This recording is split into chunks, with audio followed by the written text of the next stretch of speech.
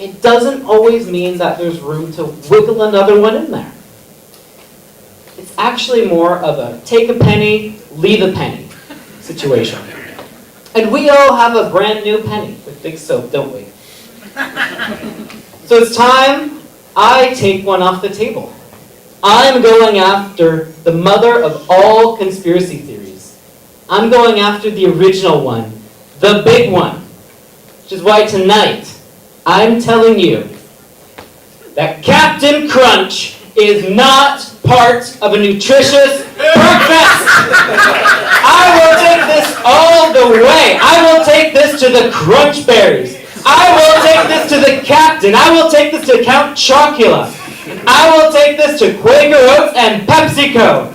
This is my hill to die on.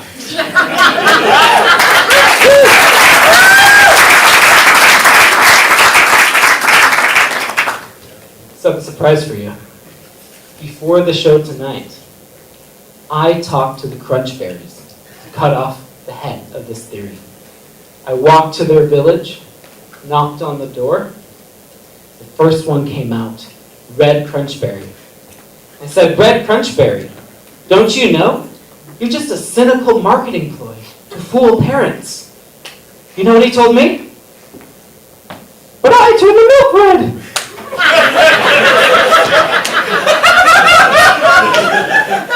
Didn't argue with that. Okay. So I walked to the second Crunchberry's house, knocked on the door. Out came Blue Crunchberry. And I said, Blue Crunchberry, technically everything is part of a nutritious breakfast if you then eat a nutritious breakfast. Even nails are. It makes no sense. And he said, well, you know, I sometimes I wonder myself, huh? I think, who am I? Am I breakfast or not? But when you tell me, it makes me feel, comment dit-on, kumbaya. We all breakfast. Merci. You too, Blue Crunchberry? There's only one thing left. Going to the captain, knock on the door, but I wasn't ready for what I heard. When the door opened, I was greeted with, hello, Digger! You come learn how to make money from Captain Crunch? Big Soap have much learning to make. I tell you story of how Captain Crunch come to make money. When Captain Crunch starts, it starts food for dog. Take Captain Crunch, put in bowl for water, dog eat, dog love. Captain Crunch make little money, but good. Huh? Then we see child eat Captain Crunch. Gross. Child, take Captain Crunch, put in bowl, like dog, pour milk, and eat. But it make child look fat dog. And sometimes it make penis fall off. But so we make Captain Crunch not only for dog, also for child, and make lots of money. So we say on box, must eat with nutritious breakfast. If no, it make child a fat dog. And small we write and penis fall off. But you don't have stomach for make money from Big Soap. So in Soviet Wolfson, we have expression for people like you. We say, you're such a Leo. Big Soap, remember it. Thank you so much. Well done, Vega.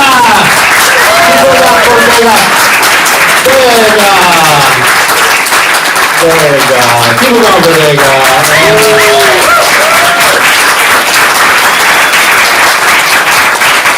I love that accent. Ever since I've had it in class, I go home and I go, but I turned the milk red. A special guest tonight, and I'm really happy he's here, because this is my 11th class, and I guess over 100 students, and my best and my favorite student, Alex, is here, ladies and gentlemen. Alex,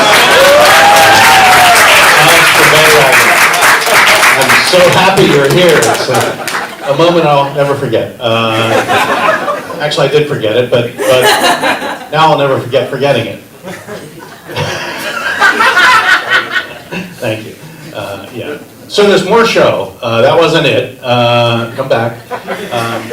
I saw something important today I'd never seen. I saw a car with Washington plates going the correct way down a one-way street. Anyone from Washington here? Woo? Who's who? Oh, Brad! Yeah! Brad, one of my students from Washington. I'll say something good about Washingtonians. We should, right? Because in the year 2012, Washington voters did something no other state has ever done. On the same election day, 2012, they approved gay marriage and legal pot. Give it up for Washington.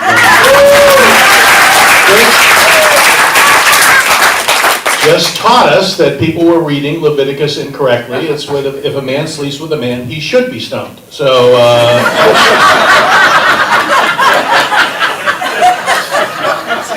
these jokes aren't as good as my finest student, Alex, but I try. I do try. Joining us now. She's wonderful, and well, all my students are wonderful. She gives a great perspective. What I like about all my comics is they have a different point of view. Please welcome Katya Gorecki, ladies and gentlemen. Katya Gorecki!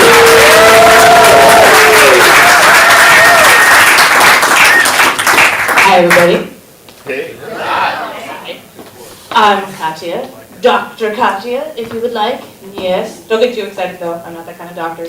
I can't help you with a hernia. No medical background to speak of.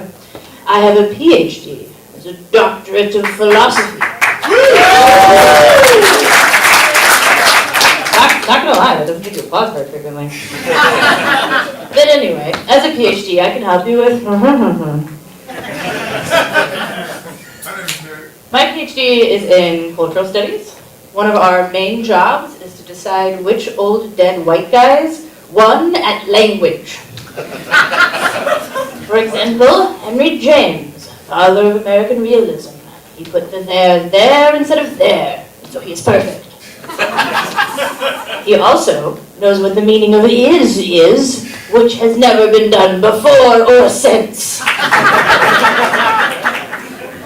Once we figure out who all the important dead white guys are, we put them in what we call the American literary canon, which sounds weird until you realize that the next step is to melt down their bodies into lead balls, and then we load them into the cannon and fire them at our enemies.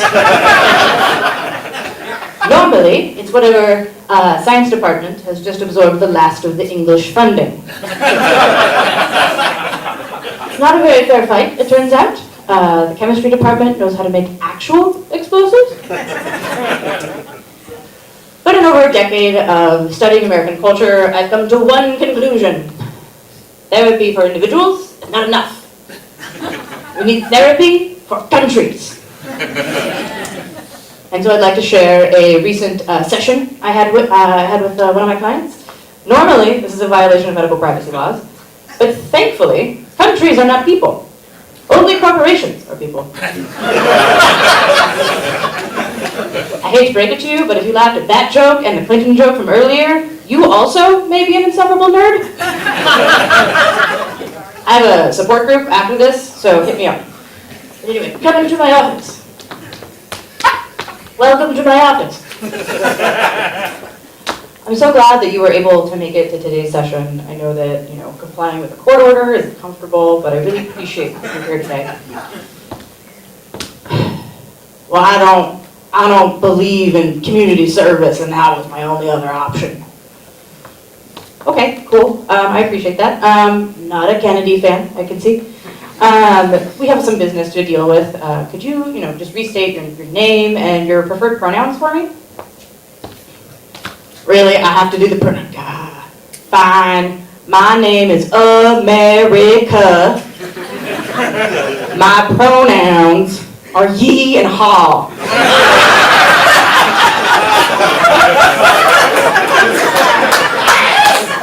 You do realize this is like part of a court record, right? Okay, that's a choice, bold.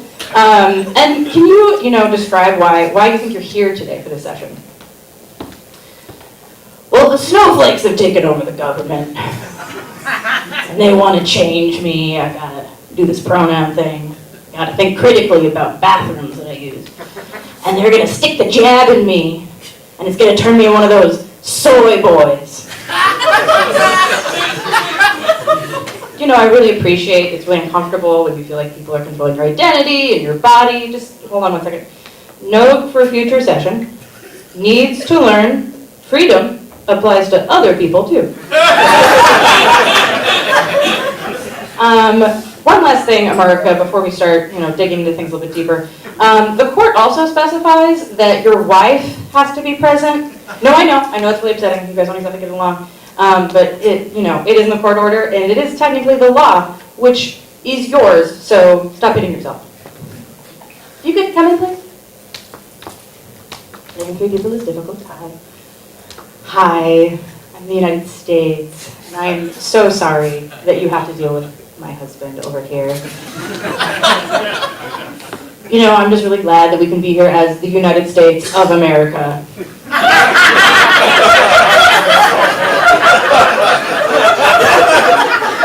To work through some of these social issues, because holy crap, we can't stand this anymore. I understand you two have been, separated for quite some time. Can you tell me a little bit more about that? We have been a house divided since the beginning. It's really not that bad. We have managed to coexist for 200 years with a minimum of mayhem, death, and exploitation. And we only have like a few dozen billionaires to show for it. That's like a bad sign, right? Like the income inequality, usually the guillotines come after that, historically. Okay. Thank you. And our court order shows that we have rampant inflation, causing a housing crisis, and then there's what the Cheeto of an ex-president is up to at any given moment. So I don't think the court agrees with you. And then of course there's your husband here, who's been convicted of dumping the nation's supply of tanning products into the Boston Harbor for some reason. I'm also really upset by seeing the images of all those cute little duckies covered in tanning oil. It wasn't great either. But I really think we should appreciate how far America has come. He's really been trying to listen and learn. And now he's gone from, I think, not being able to read like 2 years ago, and now he makes historical references in his emotional outbursts. Well, I think you need to get a reference for a real job. I have a real job. I'm in this amazing technology boot camp, and I'm making an app that is absolutely going to disrupt the medical industry. It's going to send you affirmations, and that will cure your hernia. I'm glad to hear that a 6-week boot camp was enough for you to become a real doctor. Listen, is there anything you two have in common at this point?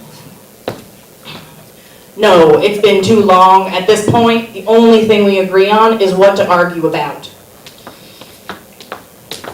Like the Pizza Hut thing.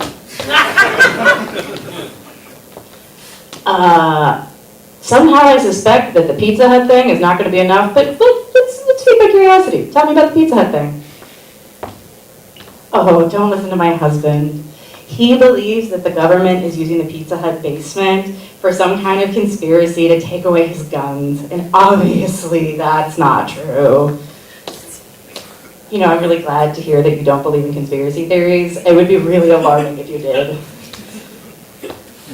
Oh no, of course not. The government is using the Pizza Hut basement to develop a vaccine that will force us to buy non-organic produce, and apparently also Captain Crunch.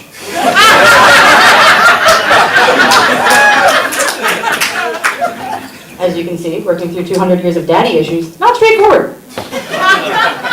But, I gotta give it to us as a country. Conspiracy theories, I think, are kind of in our blood. We're not really good at the fact and fiction thing. Take, for example, my favorite novel that Carla likes to give me a lot of shit about now. Moby Dick. Love it. Applause for whoever said that. As that person knows, if a teacher has ever told you that Moby Dick is not about penis jokes, they lied. Moby Dick is about chasing whales and good old-fashioned American homoeroticism. There's a chapter called A Squeeze of the Hand. I'm impressed that people know that off the top of their head. That's actually quite good. A+. A Squeeze of the Hand talks about the crew of the Pequod who has just killed a whale, and they're now trying to harvest the spermaceti oil from said whale. It's the stuff that that's the whole reason you hunt whales. You use it to light lanterns or something. And so they've drained it into a vat on the deck of the ship, and there's one problem. It's filled with chunks.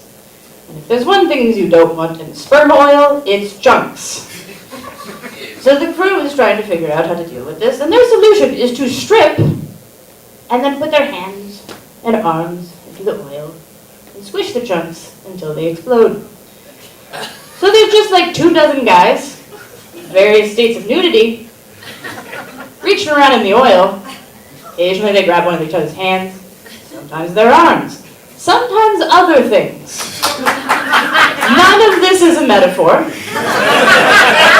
This is all very straight.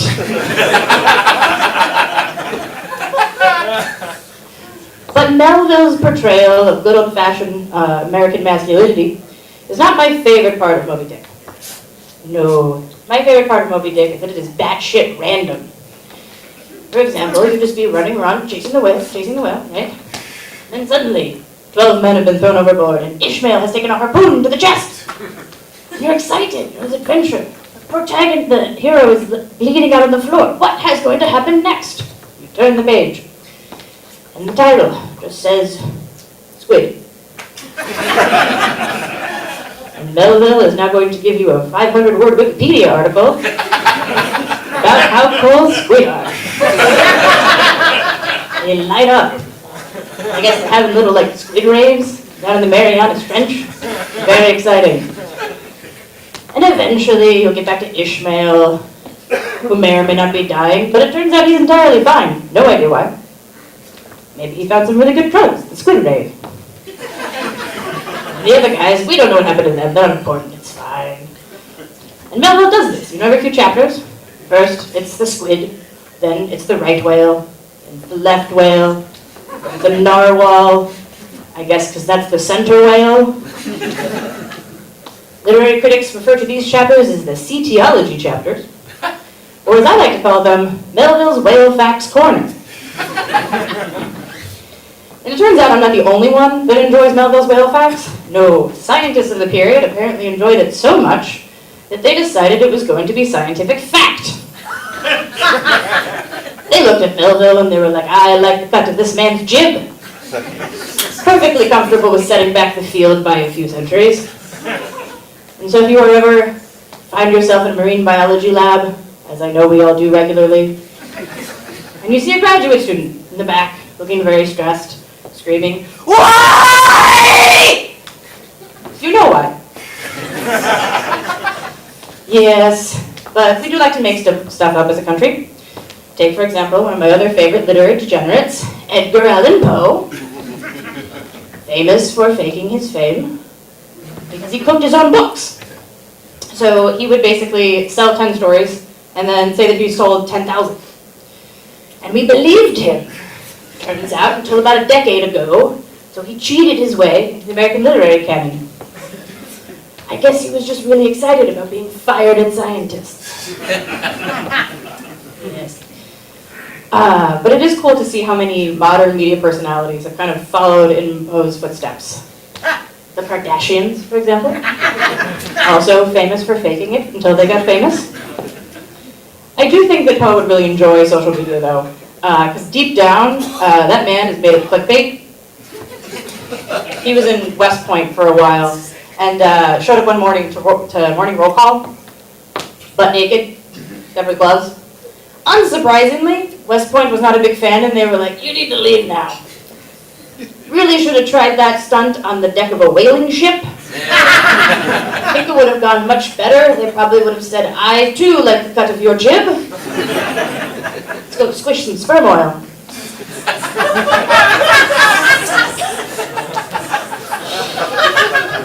And I could totally see Poe on social media these days. Like maybe on TikTok, you know? Being like one of those POV vampire fuckboys. Like have some emo hair over one eye, some shitty eyeliner, do a little dance, quote the raven. Nevermore. Nevermore. Yeah.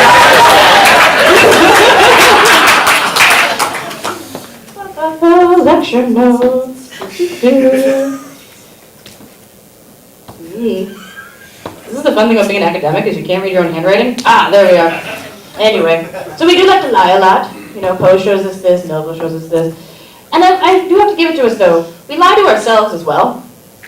Like we have the American dream. What is that if not a lie? And do other countries have dreams? Like, does Iceland have a dream? I think Iceland might be living the dream. I was there several years ago, staying at a hostel that was on like a dairy farm. And I was chatting with the farmer one morning, and he was apologizing for the fact that his, land was not as beautiful as the rest of the island. He was doing this in front of an 80-foot waterfall that was in his backyard, and he was surrounded by cute, fluffy baby cows. We tried to explain to him that literally anywhere else in the world, this would be like a national monument. He didn't seem to get it. But I think that means that, he's living the dream. He's just like, this is normal. This is all beautiful and great and good. In Iceland, you're just worried about seeing the sun for more than 3 days out of the year. And also going to the penis museum they have in Reykjavik, which Melville, I assume, also enjoyed. I wish I was making this up. There is, in fact, a taxidermied whale penis there. If you would like to be scarred for life, highly recommend. I don't think about it. I really don't want to, but consult Melville's Whale Facts Corner, I would recommend. But the American dream used to be something like buy a house, have a family, 2.5 children, and a white picket fence. But I'm a millennial. I can't afford that. Can you? No. Great. Thanks, Aaron.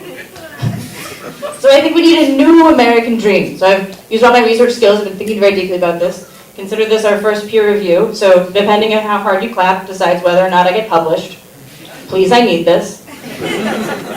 The new American dream is this. Lie, make everyone believe you, suddenly find yourself president.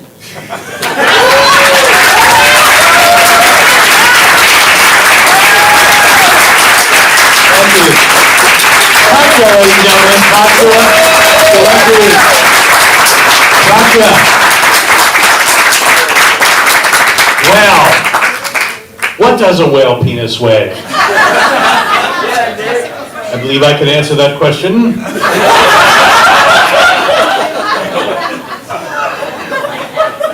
There'll be a cover charge on the way out. One more time for Katya. Katya, I want to see you do your esoteric and PhD material in like Alabama. That'd be fun. Wouldn't it? Yeah. They just banned AI in Alabama. It was the intelligence part that they didn't like. I don't know what it is, but it's illegal there now. And I've done 8,000 shows, many in the Deep South. I was in Pamplona, Alabama for the Running of the Rednecks, and I was gored by their sharp intellect, I have to tell you. Arkansas is also a place you should see once in your life, right? Go there. You'll see shit you never see anywhere else.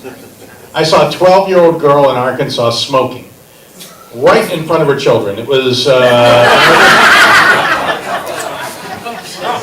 not my dream. My dream was to have hair. Not just hair, but the hair of my idol. Purple hair. From my finest student ever. Today. But who needs purple hair when you have a whale penis, ladies and gentlemen? Speaking of whale penises, our next performer, she's really great. She's wonderful, and I love her dearly. She's been in, this is the second class she's taken with me. She is truly an original. You're going to love her. Please welcome Ashley Gruber, ladies and gentlemen. Ashley. You put me in the same sentence as whale penis. That's amazing. My dream is to be as funny as Carl one day. So, working on that. Anyways, hello, my name is Ashley.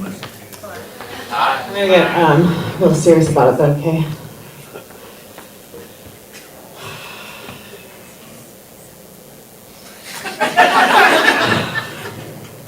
Hello. My name is Ashley. And I'm a Californian. Yes, thank you, other Californian. Yes, it's true, I've been in California, born and raised recovery, since moving to Portland in 2016. And I know smiles are frowned upon here, so I do my best to abstain from them. It's really hard though, I relapse a lot. Actually, when I first moved here, I relapsed really bad. I had a son, and I named him Sonny. And he laughs in his sleep. You know, he's really cute, and he actually wakes himself up laughing while he's sleeping. And I just know he's going to follow in my footsteps one day, just be happy like me, living in Portland, just trying to turn those frowns right side up, or side down. Sorry. Yeah, but I've taken myself to Mehab, which is just me in the bathroom, just trying really hard to frown. Just trying.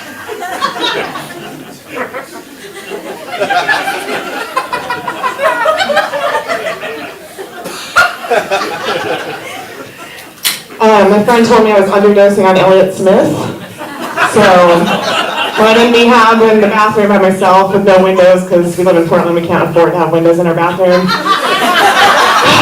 I just listen to Elliott Smith and I just try so hard to frown, not smile. But anyways, it's really hard. I get the shakes from laughing so hard sometimes. I'm like,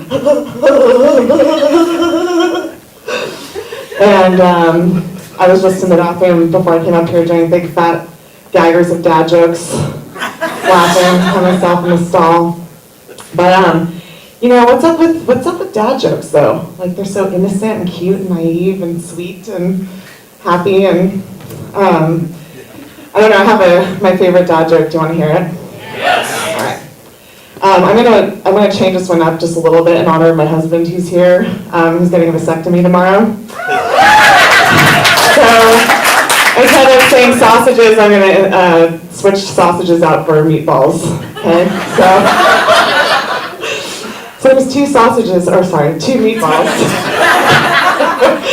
frying in a pan.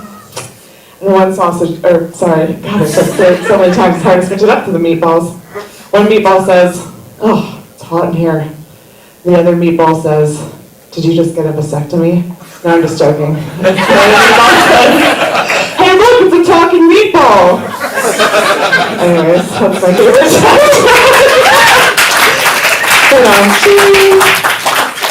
Yeah, but I just learned recently that, have you guys heard of the love languages? You know, the 5 love languages? I realized recently that book was written by a man, right? And they forgot about the mom's love language, which is the 6th love language, which is my love language, which I'm sure my husband will understand, which is, leave me the fuck alone. That's another, the 6th love language. But yeah, the other thing I like to do in Mehab is dress in head to toe, all black Nikes and Adidas uniforms, like my spirit animal Felipe, who's not here right now. And when I get dressed in this uniform, I call my friends and I say, I got a employee pass to the Columbia store. And they were like, "Oh yeah, let's go. Like, do you have an extra one for me?" And I say no, and I hang up real fast. And then I go by myself. But anyways, yeah, back to the dad joke. So yeah, mom joke. So what's a good mom joke? Does anyone know a mom joke? Because even the only mom joke I know is still a dad joke, and that is this joke that goes, What kind of bees make milk? Yes, there you go, my boy. But even that's still a dad joke, right? Like, I don't know, I was thinking about what's a good mom joke, and I'm like, two labias walk into a bar. And how would that end? Like, I don't even know, because like I know in labia joke land, like where all the labias are walking around, that the labias are too tired to walk to a bar. Like they just want to skip the bar altogether and drink booze in their bathtub with an Epsom salt bath and like a carton of cigarettes and some Charles Shaw fucking box of wine or some shit. Skip the bar altogether. Anyways, that's what my labia wants to be doing right now. But yeah, so back to making fun of Portland. There's this great joke I heard of, and I switched it out with like hipster, but Portland's kind of the same, right? So it's like, how many Portlanders does it take to screw in a light bulb? How many? What, you don't know? I don't know about that. What else about Portland? One good thing about Portland I can think of is I really attribute living here to my successful marriage. I've been married to this man over here for 10 years, almost 10 years, 8 years, because I came out this time. We've been together 15 years, but yeah, it's really easy to stay faithful to my husband here in Portland. Because there's no black guys. So, I asked her if it was okay if I could say that joke, and he said it was, so. That's how cool my husband is. I'm married to him, isn't he cute? Aww. He's sniffing his balls for me tomorrow. Anyways, stop talking about ball sniffing. Yeah, Portland. Speaking of no black guys, I just got back from Santa Fe. And I went to a writer's workshop where we just talked about writing for 3 days and didn't do any. Very William Burroughs. The other thing that we did, which I thought the Portlanders would be proud about, is they play emo music and we'd stare into each other's eyeballs. And we'd stare into each other's eyeballs like for hours, like forever. Like it was just this meditational, like, I don't know, just very sucky and vulnerable situation. And they played even worse music. Well, like Elliott Smith, actually. I wish they were playing Elliott Smith, but it was like Sarah McLachlan or like in the eyes of an angel, and you're like staring at this person. And then there's like some lady on stage going, "Who are you? Who are you really? Who are you really? Who are you really?" While you're staring at this person's eyeballs. The only thing I got out of that is that I'm not the person whose eyeballs I'm staring into. And so after that whole time of not, really writing at all, which is the whole reason I went there, and anyways, we were coming back, we're getting back on our plane to Portland, and we're in the airport, and I see one of the speakers from the conference, and she's sitting in the corner not writing, of course, she's on her cell phone, doing exactly what she had been preaching about, and I was like, I'm gonna do something that she taught me how to do. I'm gonna write her a letter. And so I sat there and I wrote her a letter, and I had the waitress deliver it, and was very proud of myself because I was like, wow, look at all this eyeball staring has taught me to do. I can actually write something. And so I wrote her something, and then I just looked at her like this. So excited for her to read the letter and like look up and see me. We're gonna have this moment, that we've been working on for 3 days that she had been telling us to do. And so she reads the letter, she looks at it. She doesn't even look up. She puts it down, she gets up, she walks out of the restaurant without even looking up. And it really hurt my feelings.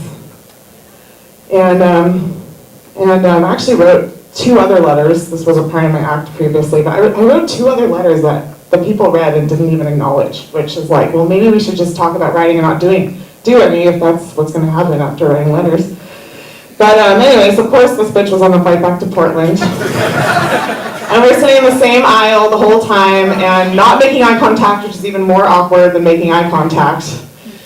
And then when I got back to Portland and went back to work, I discovered that my mentor and employer, Mr. Paul Duncan, had suddenly passed away from complications of cancer. Yes, very sad. And his partner, Kurt Beacon, is here. tonight, so thank you. And, anyways, I'm PMSing, so I'm crying. That's my excuse. Yeah, and he took improv classes in this very room when he found out he had cancer, because he was very rebellious like I am in the process of turning frowns upside down. So he was in this very room after he found out he did cancer, or had cancer, doing improv classes. And what's interesting about Mr. Duncan was that he looked at my resume after not being employed for a few years, after having my second son. He looked at cannabis cultivator, music producer, new mother, and decided to pluck me off the street like a stray cat and put me into his company. And the other thing that he did that not very many people did was listen to my entire white girl rap album from beginning to end. Which even my mom, my sister, and most of my family have not done. And most of my friends, for that matter. And it has such hits on it as Booty Patrol.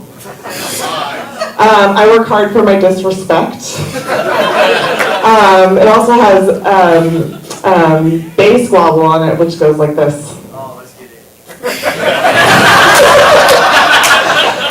All right. You in a coma, let me resurrect your aura. You tried to start sort of dreaming, and Ed McMahon you seeking. Challenger rockin' decks, cloud horns, and speaker tweaking. You champions better step up with your 1-star get up. Freaky deaky geeky, do you know what I is?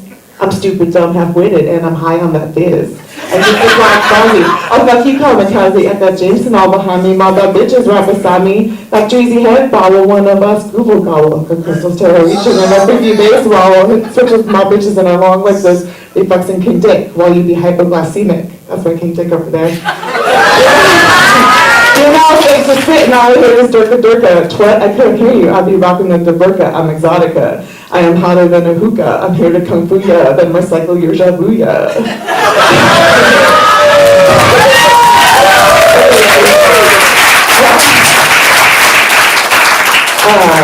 Well, anyways, Paul Duncan listened to that song, and he said it made him more uncomfortable than watching TV with his kids and having a sex scene come on.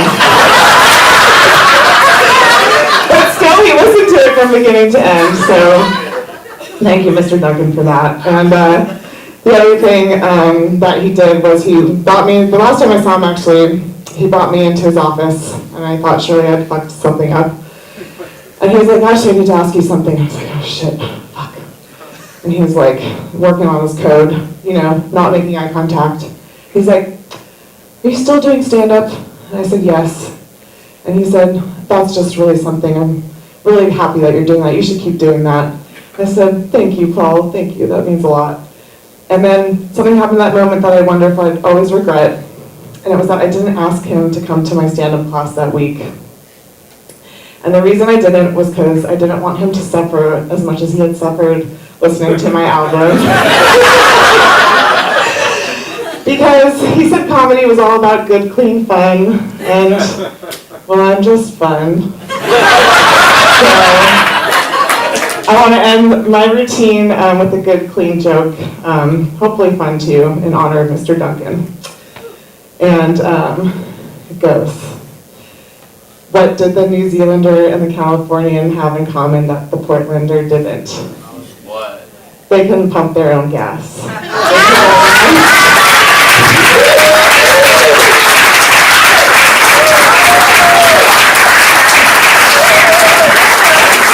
Ashley Brewer, ladies and gentlemen. Ashley Brewer. Ashley.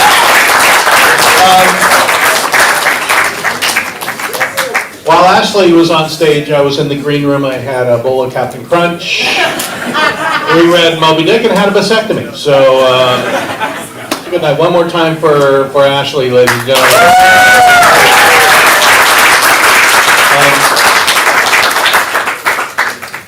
During, halfway through the class, I asked Ashley where she was from in California. She's Santa Cruz. And I said, oh, my niece is in Santa Cruz. And she says, what's your niece's name? I said, Chandra. So she knows my niece, Chandra. And Chandra flew up to see her uncles and to see Ashley. Is my niece Chandra. Stand up, Chandra, all the way from California. My awesome niece, and wow. I remember when you were this big. Well, this big. Whale's penis big. I remember. I just compared my niece to a whale's penis. I'll tell your mom tomorrow. All right. One more time for all the comics you've seen so far on the show. Sean and I are from the East Coast originally, Philadelphia. We were just talking about growing up in Philly. Anyone from Philly? Anyone from the East Coast? Anybody from the United States? All right. So, where are you from? Florida. Florida. That's Philly. Thank you. Well, I said East Coast. Florida. Yeah. Did Ron DeSantis bus you here?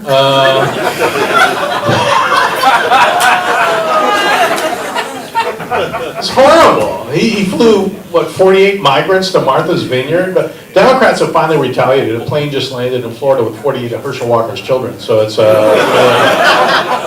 welcome from Florida. Where in Florida? West Palm Beach. West Palm Beach. Yeah. Wow, okay. Oh, you know Jesse then, right? Probably. Probably. Well, no, he just fucked everyone in East Palm Beach, actually. Talk about a whale's penis, boy, this guy.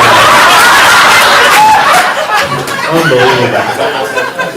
All right, are you explaining the whale penis joke there? Yeah, it takes a lot of explanation, it does. It's a heavy lift. All right.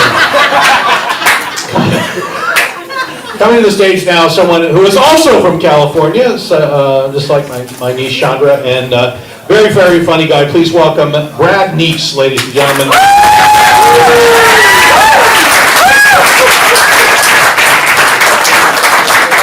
All right, get out of here. All right, I'm gonna walk around to assert my dominance. Get up for Carl, everyone. Great MC, right? I actually don't care much for Carl. Just wanted to know what applause sounds like. All right, everyone, fake an orgasm. Clean up aisle one. Yeah, it's okay. I don't need to know what those sound like. I already know. So my name's Brad, which means I fuck. My hand? No. It's funny how names go, right? I wonder if I'd be like less of a douche if I was like named Gary or something. Got a couple of friends here actually, and they're here today, Peter and Paul. Go ahead and say hi. They are here against their will. Bless them. We have a couple of friends, Peter and Paul. I got a mother named Mary. Think you see where I'm going with this? Now, I'm not going to say that I am Jesus, but we have a lot in common. He was a carpenter. I deal with wood every morning. He liked to give to those in need, and I recently rounded up on my Taco Bell order. And his father is God, while mine is a raging sociopath. So, potato, potato. Any other daddy issues in here? No? Wow, perfect lives, great. Looks like I'm going home alone. Yeah, names are funny. I remember talking about baby names with an ex I had, and before I skirt over that comment, yes, I did have a girlfriend. Don't worry, she came to her senses and died. I'm kidding. She sucked. So we're talking about baby names, as you do prematurely in young love. And we just had such bad trauma with all the names we were coming up with. Nothing was sticking. The only ones that were left were Ezekiel and Ethel, and luckily for her, neither of us had worked at a Pennsylvania retirement home. So those were on the table. So we couldn't think of anything, and then she had the bright idea of being like, let's get a unique name that really encapsulates our relationship. And I was like, that is a great idea. But then I thought about introducing those kids to like all of our friends, and I'd be like, Ah yes, this is my son, not now I'm tired. And this is my daughter, wrong hole.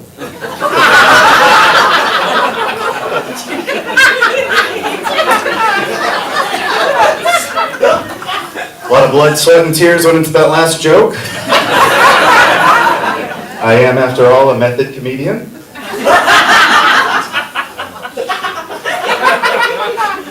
Thank you, Katya. Oh, yeah. So getting older, anyone else?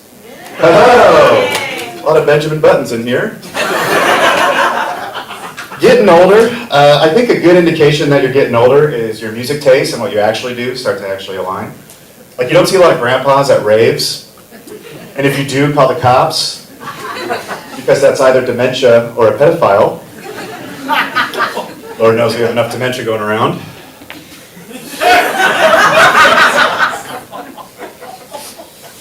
Yeah, so music taste is shifting. I also grew up in California. I have not mehabbed yet, though. Sorry, Ashley.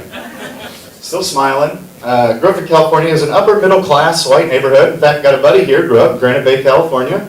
Go Grizzlies. QB. There it is. Yeah, upper middle class, so naturally we listen to hip hop and rap. Just to compensate for the privilege, you know. In fact, Ashley, I think your album came up a few times.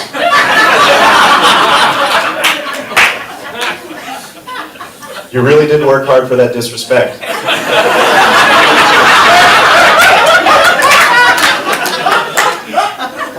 Yeah, so hip hop and rap, and this may shock you, but I don't have a lot of street cred. That really never stopped me from grabbing my crotch and saying sup to my boys. Yeah, and then I took that hard image to college thinking, you know, I've had a pretty rough life. But then I got there and met people that actually experienced the things they rap about. Apparently there's this thing called adversity that some people go through. News to me. So yeah, I decided to switch to classic rock. Any classic rock fans in here? I don't really care, I was just looking to see who ruined the economy.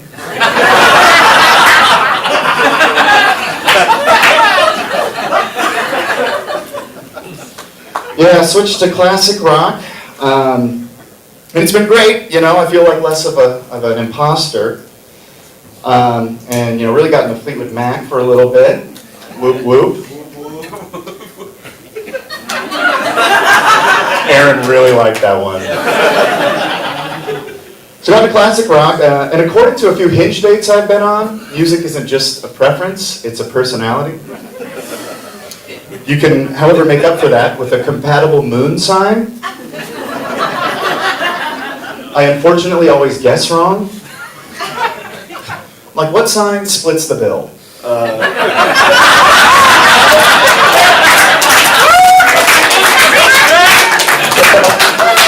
My friend Peter loves horoscopes. He's right there. If you want one, he'll be performing them later.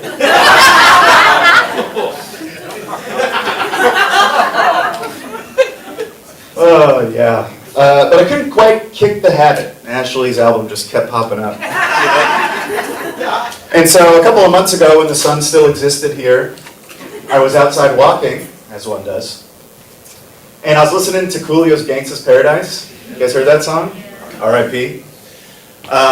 Great song, and if you're ever curious about my childhood, I highly recommend that song. It describes it pretty well.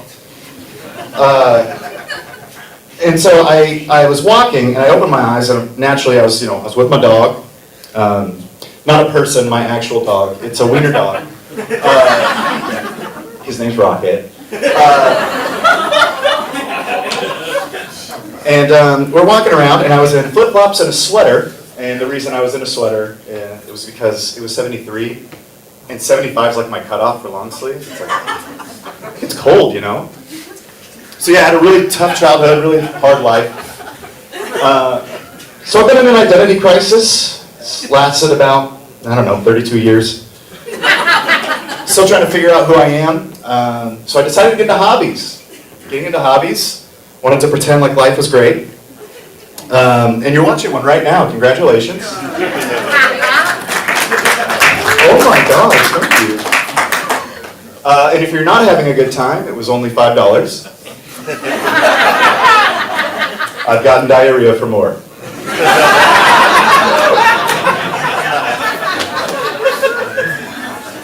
I chose stand up as one of them because I am a masochist. For those children out there that don't know what a masochist is, it means really cool. Go ahead and tell your friends, not your priest. Yeah, so get into hobbies. And I decided to go the hobby route versus alcohol or therapy because I figured paying professionals to patronize me is cheaper. But I did try the other routes, like alcohol and therapy, but the hangovers sucked and the shrinks were just too honest. Like my therapist would always try to hold me accountable for my actions. Like, what's that about? And then he would say, he'd say the craziest things. He'd be like, stop punching walls, or stop blaming your parents, or drop kicking children is illegal. Like, okay, Mr. Perfect. And the nerve to call me a narcissist. In my session? This is my time, bud. Like, I'm paying you for validation. Let's get this straight. So got into hobbies, and I'll tell you what, it's pretty time consuming. When you actually have a life, things happen. Oh, okay. Enjoy your poop. So yeah, things happen when you're having hobbies. Time consuming. Things were a lot easier before. Pringles were a sufficient dinner. Laundry was optional. And the biggest decision I had to make on any given day is what to search on incognito mode. For those that don't know what incognito mode is, it's Google's way of lying to you by saying, we're not watching. Okay, busty women in your area, what a shot in the dark.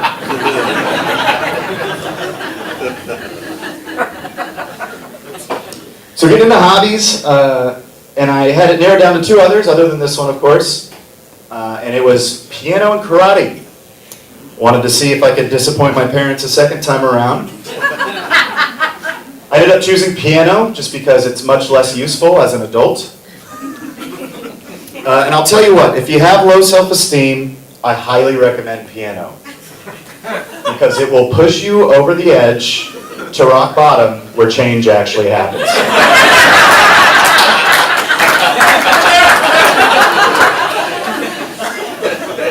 It's quite demoralizing going to a music school as an adult. Everyone there is assuming you're there to pick up a child.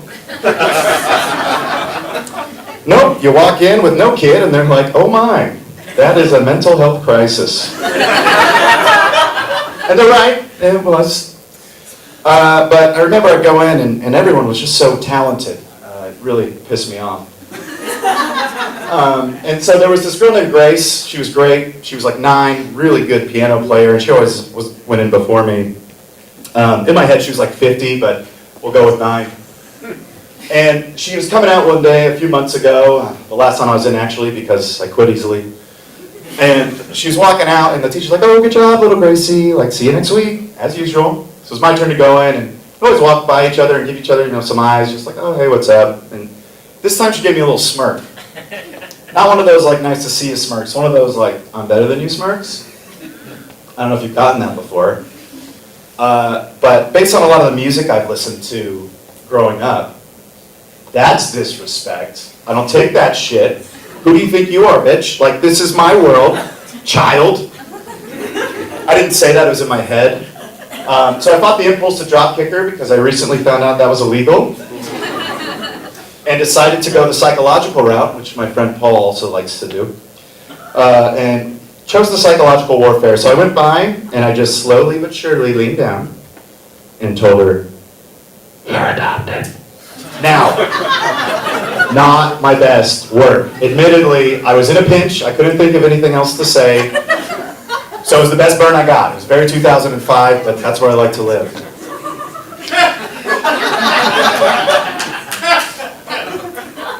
So there's a few thoughts that went through my head after this. First, if she is adopted, A+. Solid burn. If she's not, there's that 1% chance in her mind that she is. Because I'm an adult, what is she like not gonna listen to me? You're like 9? Now, if you were adopted and you took offense to that joke, I'm really sorry. But you should have been a better baby. It is 100% your fault. Should have smiled more. All right, that's it for me. I'm Carl Wolfson. Thank you very much. Brad News, ladies and gentlemen. Brad!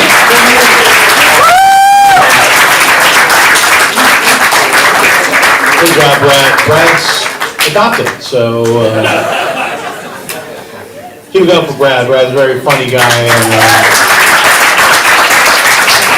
my goal by the end of the 8 weeks was to be as thin as Brad. I didn't quite make it. I did give up fast food 8 weeks ago. Give it up for me, though. So that's a good Burger King, and I ordered a burger. The woman behind the counter gave me a burger. Then she said to me, "Would you like to contribute to cancer research?" So I gave her back the burger. And now, how are you doing with Oregon, Brad? You've been up from California. How is Oregon for you? Is it as traumatic as it is for our friend Ashley? Yeah. Okay. That's crowd work. We work a lot on that in the class.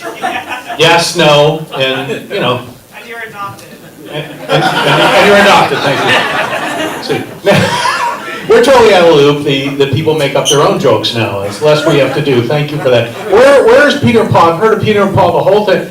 So really, the disciples, give it up for them, Peter and Paul.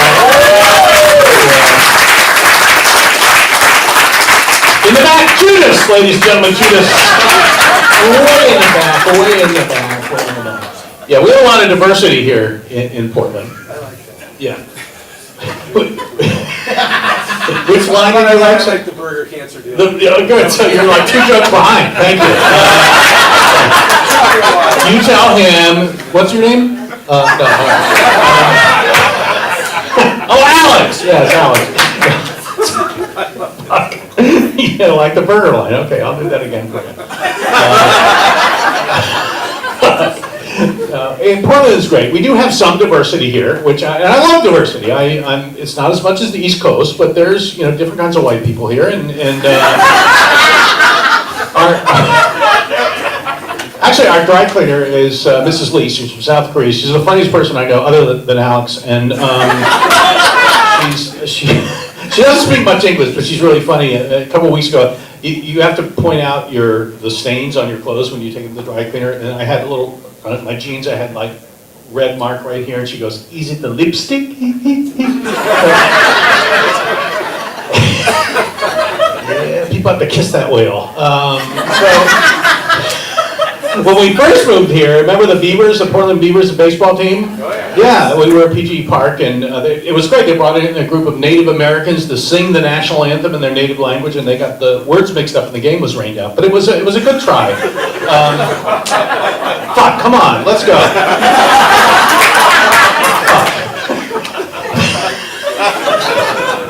Was that better than the burger joke, or? Yeah, you're like the comedy den mother. I like you. You're all right. It's good. I like you in the front row. It's better. Keep an eye on you. All right. So, coming to stage now, a gentleman I've had just great pleasure. We get along so well in class, and the fun is the journey to getting here. PortlandComedy.com, right, Patrick? Correct. Okay. Patrick's going, shut up. This is a 3-fucking-hour show. Let's move it. Let's move it. PortlandComedy.com. We have fun in the class, and this is just the graduation, but a lot of fun along the way. Please welcome Michael Moylan, ladies and gentlemen. Michael Moylan!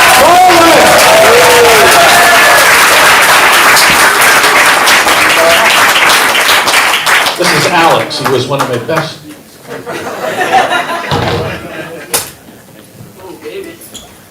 Well, a little public service announcement before I do begin. I'm asking that you will be gentle if I do pull a Mitch McConnell moment.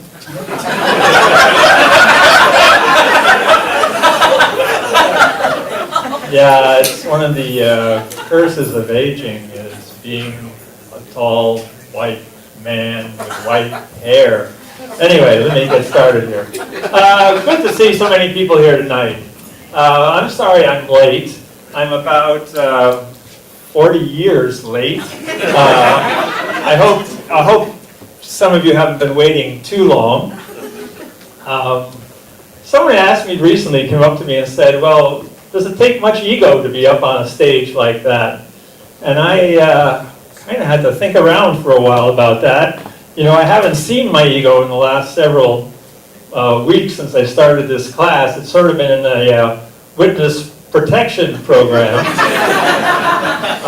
which has done a wonderful job, if you think about it, for Kamala Harris. I think she just got out today. I noticed in the news a little bit. Well, you know, it's good to see some familiar faces out there.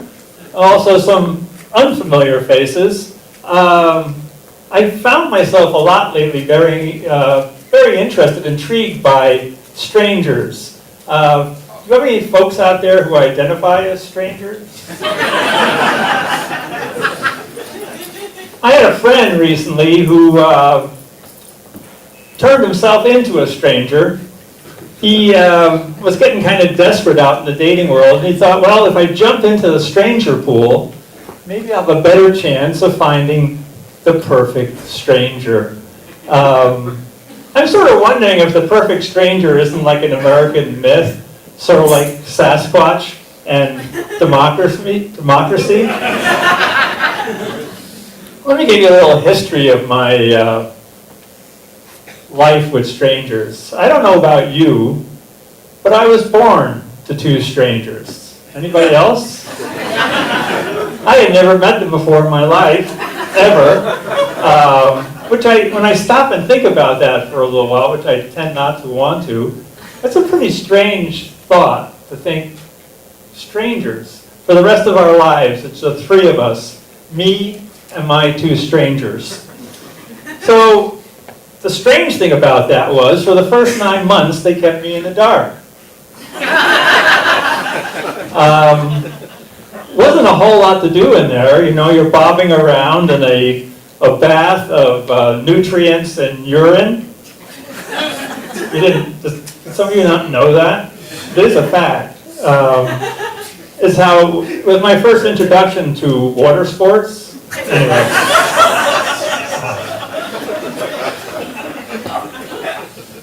So, you know, it was a sort of a sentence of solitary time, being alone in the womb. It was sort of a dark and dank deprivation tank crossed with a bouncy house.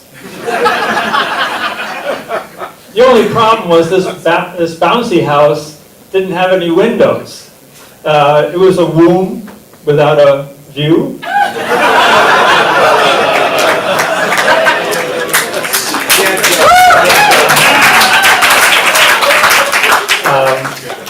So, you know, it is intriguing to be in there, and you're just watching things develop. You know, 10 digits down there, 10 digits up here, and one little wee digit down the middle. Didn't know what that was good for. But eventually, you know, for the 9 months, it went wee, the whole 9 months long. Is that a little bit too juvenile for some of you? I guess I didn't tell you, I was an elementary school teacher for, 30 years.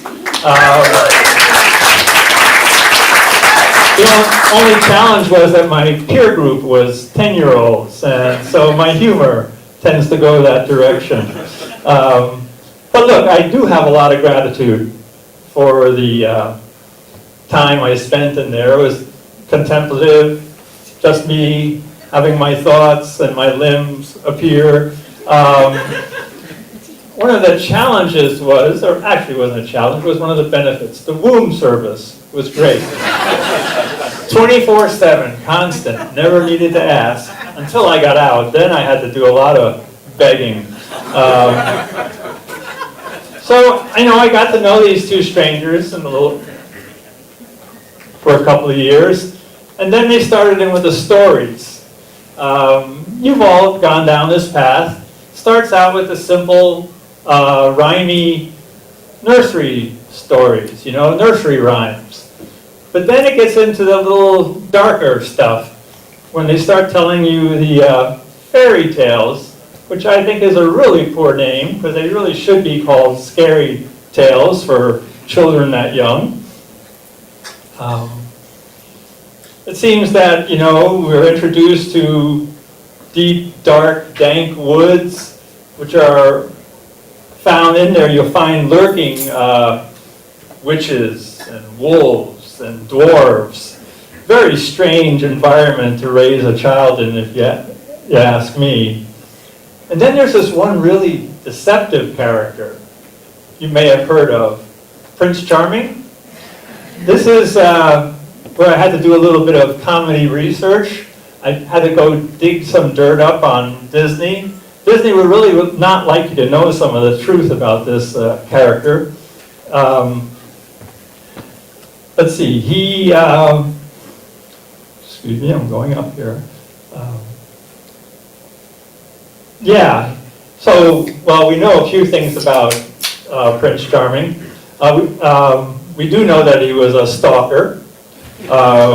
We do know that he had a foot and shoe fetish. We really don't even know his name when you think about it. Prince Charming doesn't tell us a lot about him. There are some rumors that possibly his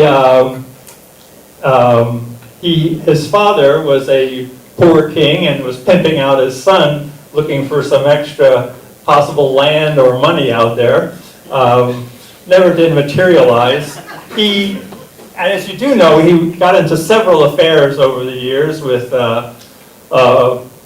Snow White, Sleeping Beauty, Cinderella, and there were even rumors of a brief affair with a felon known for breaking and entering, Goldilocks. You may have heard of her. Yeah, so it was a sort of a place where Disney didn't want me to go, but I felt, it was a job worth undertaking. So finally, there was another character that kind of has some dark elements to him. I don't know, many people here still check under their beds at night? Yeah, you've probably heard of him. He's the boogeyman. What the hell were people thinking, and parents at these age, to introduce us to these kind of characters? I do have an admission, I must say. I have been known, since I enjoy strangers, to turn friends into strangers on occasion. I know it's not a good look, but it does have some value. Pushing people back into the stranger pool, they get a little refreshed, maybe they drop some of their stories that they've been repeating to you over and over and over. And they just keep repeating the same issues, repeating. It's good to get a refresh. Yeah, there's a word that I really have grown to like that talks a lot about this idea of, and we've all been there when someone's on the outs with us, or we put someone on the outs with us. The word is called estrange. Estrange. It has sort of an exotic flavor to it, a little bit of a risque tone to it. Let's try it together, shall we? Repeat after me.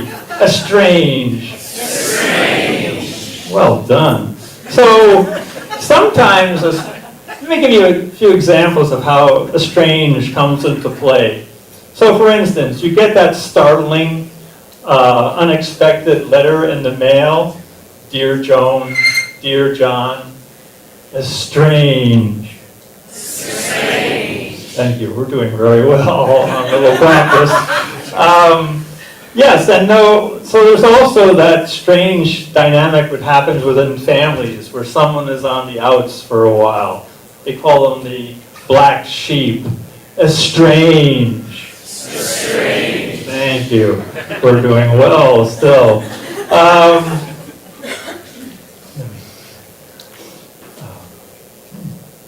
Sorry, I having a Mitch McConnell right now. I'm going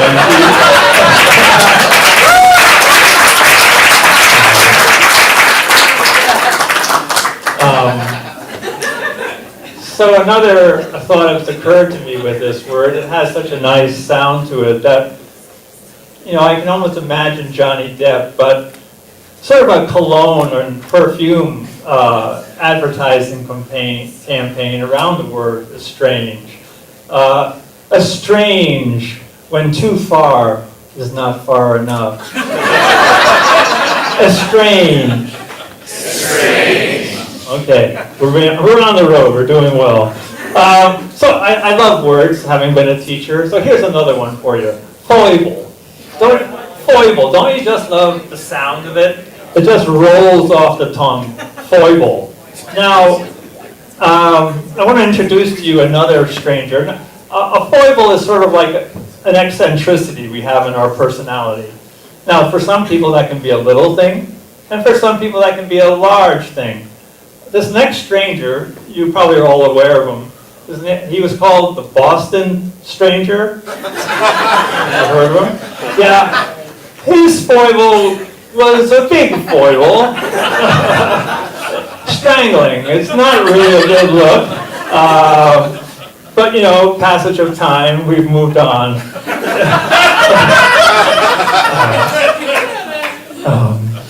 So yes, here again, another stranger takes a hit. Well, I would be remiss if I wound down here without giving you some pointers about interactions with strangers. And there are a few strategies.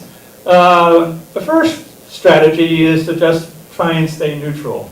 So the Swiss, you may be aware, have been for hundreds of years been able to stay out of wars and invasions because in Switzerland, when the going gets tough, the tough yodel.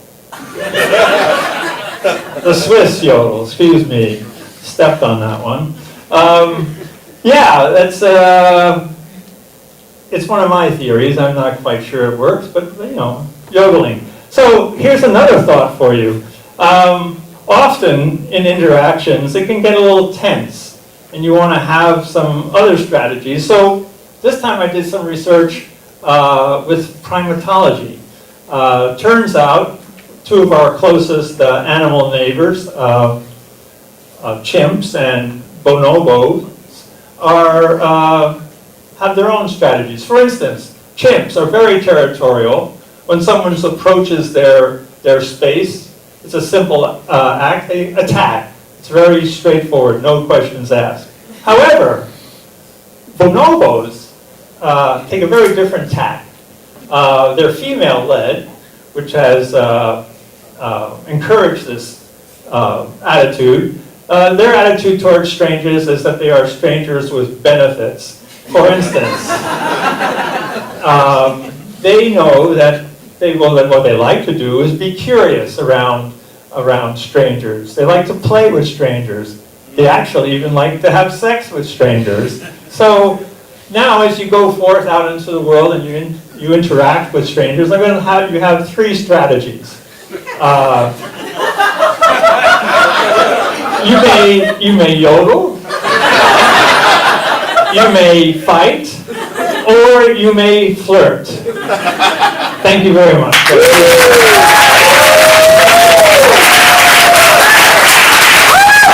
Michael Mullen, ladies and gentlemen, Michael Mullen.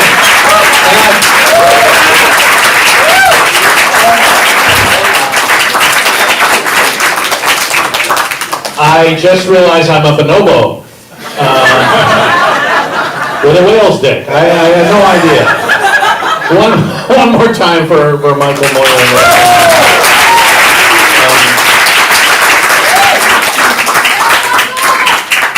So since I'm the only gay person on the show tonight, well, still two more acts. Hi, Jesse. No one really knows what or who Jesse is. Nobody knows. I'll let the audience decide. Get ready, disciples. He is someone you will not want to follow. What I've asked my students to do is come from your truth when you start your stand-up, and I think that's a great lesson for all of us, actually. And I know that there haven't been a lot of, that's why gay people should come out and be themselves, because the world has not had a lot of experience understanding that there are gay people in history, for one. We know that John Maynard Keynes, gay people, he invented modern macroeconomics. Alan Turing invented the modern computer. George Santos invented everything, evidently. And then there are, of course, people that we will never know if they're gay from way back in history, but I have some suggestions of people who might have been. Marco Polo, for one. I was saying this in the other night, and there were a lot of young people here who thought I was talking about swimming. But anyone know who Marco Polo was? Okay, 3 of you. All right, great, this is good. You, sir, of course. You're gonna love this better than the Burger King joke, I'm telling you. Mid-13th century, you and I know that. Vandals have sacked Europe, Crusaders have sacked the Middle East, Marco Polo's off looking for silks and spices, ladies and gentlemen. I mean, if you're a gay man in the year 1271, you just want like a comfy caftan and a little nutmeg, really. Just take the edge off the bloodshed at that point. Several of the disciples might have been gay, I have no idea. What I don't get, though, are gay Republicans. That confounds me. How can you be gay and a Republican? They call themselves the Log Cabin Republicans. They've changed the name now to LGBTQAnon. So it's all right, you ready to keep the show going with our final 2 performers, one of whom might be gay? I don't know. He doesn't mind my saying that. He doesn't know, actually. Joining us now, the one I'm not talking about. Are you all right, Vince? Vince, you're so incredible. I wish you could have seen Vince as much as Alex. Alex and Vince. Another time. Please welcome a very funny man, Kevin Sanderson Dowdy, ladies and gentlemen. Kevin Sanderson Dowdy.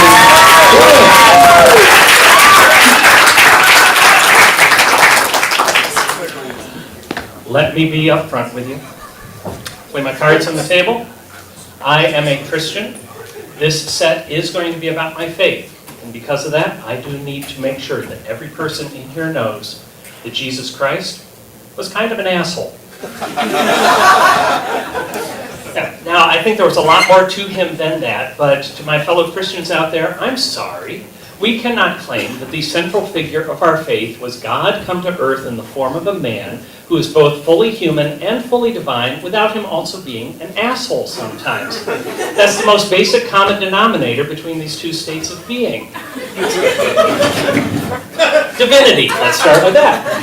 So, you are the creator of the universe, and you've decided to flood the whole world, killing everyone and everything on it except for a guy in a boat with a zoo. And you're doing this because you're upset with what humanity has done with the free will you gave them. Try taking some responsibility, otherwise you're just being an asshole. Humanity, I'll take the bullet on this one. I haven't already, okay.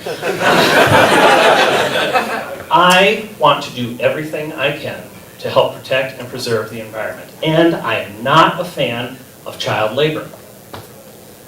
But I really like my iPhone. I'm an asshole, yes. So, back to Jesus. So Jesus was a complex figure, and unfortunately this also spills over into him actually being an example of many different types of ways of being an asshole. And so I want to share a story from his life here on earth that unfortunately demonstrates several of these. So there was a woman who was not of the faith, not considered part of God's flock, who wanted Jesus' help. and she was crying out from the crowd, "Jesus, Jesus, help me, help my daughter," because she believed her daughter was possessed, and she believed Jesus had the power to heal that. But this is where we get example number 1 on how to be an asshole from Jesus. He ignored her completely. Yep, and she's calling and calling. His disciples, his closest followers, are coming up and saying, "Can you please at least just like send her away? She's annoying, come on." But Jesus says to them, ignores her completely, doesn't say this to her, says to them, "I've only been sent for the lost sheep of Israel," ignoring her completely. But she perseveres, and so she actually breaks through the disciples' defensive line and actually gets to Jesus, falls down at his feet and says, "Jesus, please heal my daughter, please, I know you can." And this is where we get example number 2 of how to be an asshole from Jesus, name calling. He says to her, looks down and says, "The bread for the children should not be given to the dogs." Yes, he straight up called her a bitch to her face. Example number 2. But she rolls with it. He says, "Be that as it may, but don't even the dogs get the crumbs from the master's table." At which point, if you're leaning either human Jesus or divine Jesus, his ego has been stroked enough, and yes, so she's put herself through enough things, he does heal her daughter. Now, this does come from the Bible, which is a central text for Christians, and if you're not familiar with it, the Bible is a large book with a set of smaller books within it. And before going any further, it's just not clear already, I'm not someone who takes the Bible literally. I'm not, just, if it's on the page, oh yeah, that makes complete sense. No, this is a text you actually have to wrestle with, because if you take a look at the very beginning of the Bible, it starts off with the creation, God creating everything. But it's actually 2 creation stories, one after another, and they do not agree. So this should be your hint that this is a text that, if you're going to work with it, you're going to need to be wrestling with it. But as Christians, we also cherry pick. Oh, I like this verse. Oh, I like this story. It fits with my worldview, my mindset, what I think we should be doing. And the example of that really hacks me off whenever I hear someone using the phrase in modern discourse, "We need to protect the biblical definition of marriage." Because if someone's using that these days, they mean one man, one woman, that's it. Have you read the Bible? It's like the dictionary. There's more than one entry here. Yes, there is one man, one woman, but you know what else is in here? One man, many women. And then you've got a whole bunch of other lists. You can, if you're a slave owner, you can force 2 of your slaves to marry. If a woman who is not engaged to someone else is a virgin and gets raped, she has to marry the rapist. This is, in the Bible, this is a biblical definition of marriage. And then there's the one that God actually weighed in on. And this is the story of Onan, who had an older brother who was married. The older brother died before having any children. So Onan was required to marry his dead brother's wife, and in order to produce children with her to continue his brother's line. Now, Onan was fine with having sex with his dead brother's wife. That was fine. But he would pull out before producing anything to get her pregnant. And this is where God weighs in. He was not happy with, doing it wrong, not following through on the marriage thing, and struck Onan dead. I would make a joke about, well, let's make sure that this definition of marriage gets put forward in the Tennessee legislature, but I think it might actually happen, so no.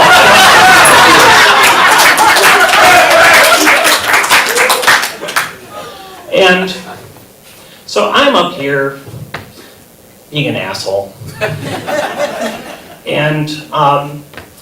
But the reason for that is because if we're not going to be willing to honestly look at where we're coming from, look where what our traditions are, what the groups we are associated with, then we're just being complete assholes, and there's no chance for us going forward. So thank you for letting me be an asshole. I hope some of you think I appreciate the conversations I've had with Carl and everyone else after I've practiced this set. It's really helped me a lot, and thank you all very much. Have a great night.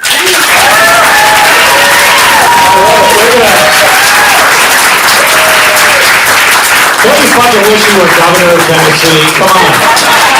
It was so freaking great. Kevin, give Kevin a round of applause. Wow, I've never enjoyed the Bible so much. It's just like, it's like, I'm sure there's like a whale dick in the Bible too. Yeah. There's a whale dick. I think Alex is in the Bible actually. That's why I didn't remember him. Yeah, good job. Thank you, Kevin, very much. One more time for Kevin, everybody on the show.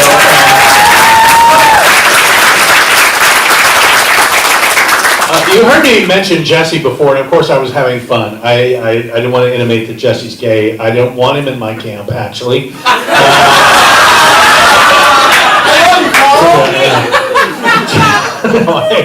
I like our gays to be pure.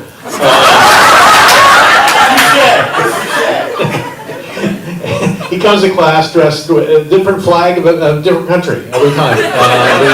I believe that is Seychelles he has on tonight. All I can say about Jesse Hooper is he's a force of nature. Please enjoy him. Jesse Hooper, ladies and gentlemen.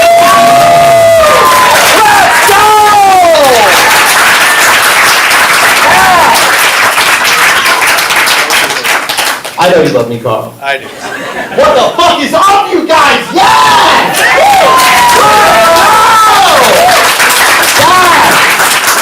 A lot of drug dealing and going to jail a couple times finally brought me to this moment. But to get this headliner set, all I had to do was suck Carl's whale dick. Here, baby! Yeah! Thank you, Carl. I'm an unpure gay. I do like to get to know my crowd first before I really get into shit. First of all, West Palm Beach, this whole thing is for you, dude. Let me tell you what. And I heard that we have the improv group in the front, huh? Dude, could I have a volunteer? I had an idea for a skit while I was up here and I'd love some help. Napoleon, get the fuck up, baby. Yeah, guys, give it up to Napoleon. Beautiful hair. Alright, are you guys familiar with the Titanic? Yeah? No one fucking knows the Titanic? I swear a lot, you guys. Get excited. Let's put this here for a good angle. Napoleon, please stand right here. And please face sideways like so. Now, please put your hands out in front of you. Beautiful. Now, just like the Titanic, please hold my waist. This is cute. All right, you guys, you ready? Hi. I'm Johnny Knoxville, and welcome to my OnlyFans. Yeah, Carl, you're gay and I'm here, baby. Napoleon, do it for Napoleon. I love you, buddy. Guys, it's a pleasure to meet you all. Thank you. Thank you. Surprise blood sex. It gets them every time. Yeah. Guys, there is a reason I act like this, though. I'm Jesse Hooper. I'm 30 years old. I am a pastor's kid. Dad, where you at, by the way? Give it up to my dad, baby! It's our traumatic lifestyle while I'm up here now, you guys. This is my therapy, and we're getting it out. Dad, I love you, but you're not going to be proud of what happens next. No one's safe, baby! Also, speaking of no one being safe, all my Gresham friends up in the top, please clap. Let's go. I grew up with these guys. We went through a bunch of shit with everyone up there. Guys, please refrain from doing bumps in the bathroom for the next 30 minutes and just listen to what's about to happen. So, I'm Jesse Hooper. Yeah, we're drug addicts. Get excited.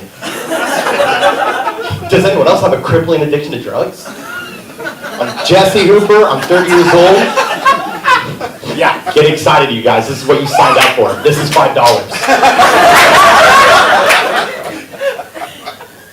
I'm a pastor's kid, and just like you, I'm from West Palm Beach, Florida. Let's go. Now, guys, for anyone that doesn't know where West Palm Beach, Florida is, basically everyone except you, West Palm Beach, Florida is in Southeast Florida. I fuck with your glasses, by the way, dude. You look like Tony Stark 10 years after retirement, and I love it. Just saying. So, West Palm Beach, Florida is in Southeast Florida, and for those geographically minded, that helps. I remember things off association. So 3 people are from Florida that you guys may know too, okay? First and foremost is, anyone take a guess if they can? Jesse. Devin. Yeah, I was gonna say, you already guessed Nevermore, so feel free to try to guess this. Jesus. No, close. He's not from a barren wasteland like that. First is Tiger Woods. Now, I don't know if that's specifically true or not. My mom used to tell me that. I didn't fact check her on God, so I didn't fact check her on that, so we're rolling with it for the night.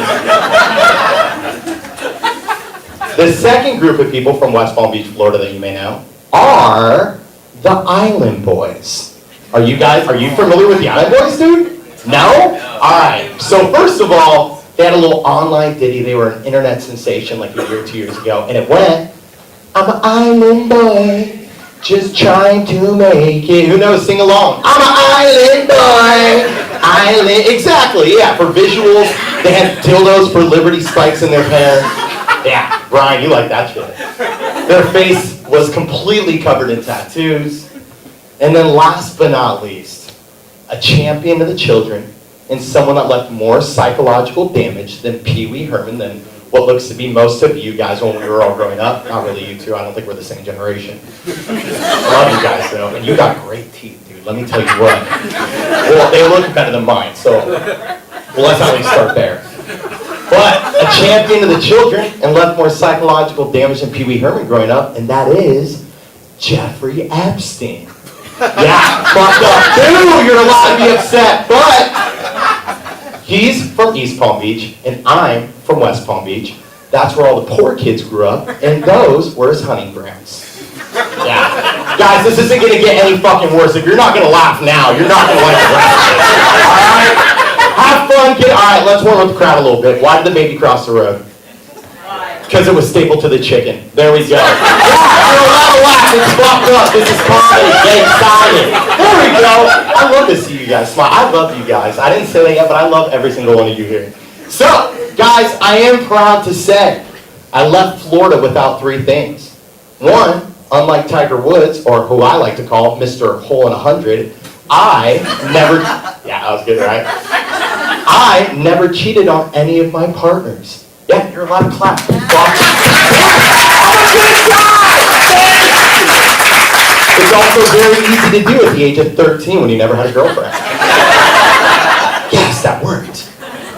Second, I left Florida without a single tattoo on my face. Because like my dad would say, I'm not going to desecrate the temple of the Lord. If you guys want to, that's fine. My dad's just disappointed and you're going to hell. Okay? Thank you for being the asset of my jokes, Dad. I appreciate you. You're gonna hate this. Because last but not least and finally, unlike all the other pastors' kids in Florida, I left completely unmolested, guys. Yeah! Get excited, my dad's a good guy! Thank you! Thanks, Joel. Way to make my childhood a little less traumatic. Oh my God, you guys. My mom was here for the last show. Now my dad gets to be here for this one. This is too good. So, you guys, just to give you a little bit of insight, who's walking in right now? Who is that? Are you showing up late, or do you just go out to the car? She works here. Oh, I thought you were doing a bump. I was like, dude, get back up in the Gresham Center. So, just to give you guys a little insight of what it was like to grow up with our family. Again, being pastor, did anyone here grow up religious at all? Do we have any religious trauma? Yeah. No? Yeah, that's good for you. Let me tell you what. Yeah, I heard a little bit back there. Cool, perfect. Yeah, I see you, Peter. Yeah, the bro-cycles from Brad's set. What denomination? What religion? Catholic. Catholic? Oh yeah, the rapey one, dude. Good shit. Yeah, I said it's not going to get better. Yeah, so my family was non-denominational Christian. Now, for anyone that's not familiar with that term, they're like the hippies of Judaism. They're like the woods. Yeah. Yeah. So, and I say that because they believe in being filled with the Holy Ghost, man. We're going to lay healing hands of prayer on you, man. We're going to... Yeah, they're those guys on stage. Fuck you, Joel Osteen. Yeah, So that's what I grew up with. So to give you an example of what that looked like growing up in my household, my family and I, we moved here at 13 years old into a house in Damascus. Now, there, it was myself, my sister, my mom, and my dad that we all moved in together with. And if you walked in through the front door of this house, immediately to the right was a stairwell, and if you walked down and went around, you were all of a sudden in ground zero for the Exorcist movie, because this house was haunted as hell. And what I'm about to tell you next, these are all true stories, you guys. I've gone through too much shit to make this shit up.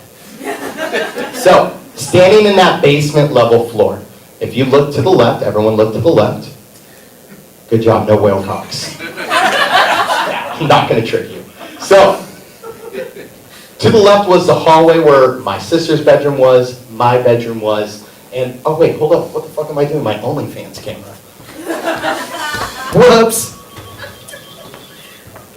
Who has their fucking phone on? It's me, Jesse. Yeah, the narcissist is fucking up my set. Go back to therapy, you piece of shit. Come again, baby, we're not stopping. Try to heckle me. Fuck you! Yeah, fuck you, dude, Mr. Nevermore. Stop guessing shit. Yeah! We're going out! So, I know, now I have to get back to where I was at in the story. Put a pin in it. So, first door on the right was my sister's, back door on the right was my own, but the first door on the left was the bathroom that I used to do my nightly routine. So, I would wash my face, I would suck my dad's dick. No, I'm just kidding. I didn't have to do that to secure myself to a kingdom in heaven, okay? Dad, thank you for letting me go to heaven anyway.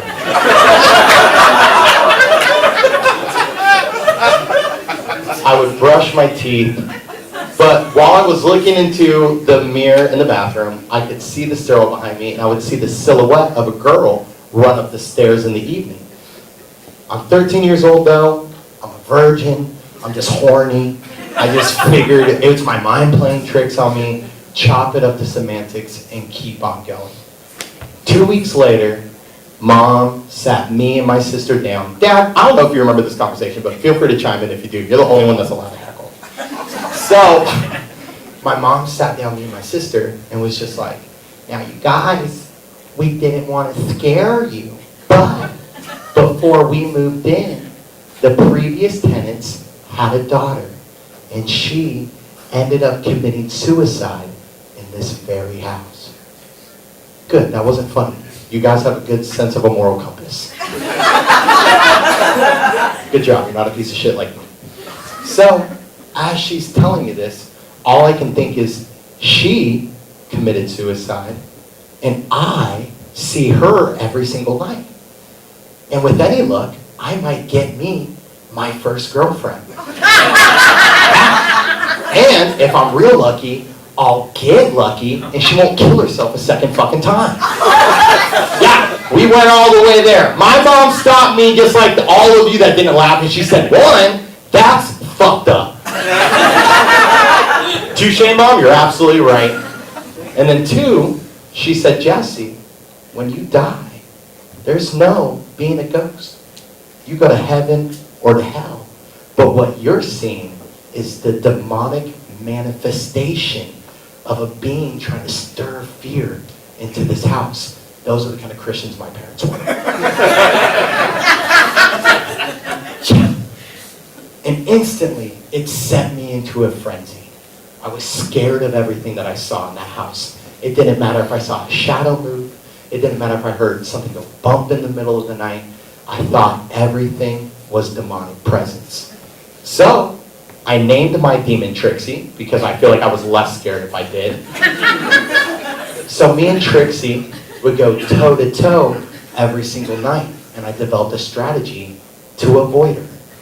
I was way too scared to leave my bedroom in the middle of the night to use a bathroom, so instead, I would get my favorite childhood drink, which was Nestle chocolate milk. I would, yeah, believe me, that's why you keep your baby fat till you're 30 years old. Yeah. Are we really gonna do this a second fucking time?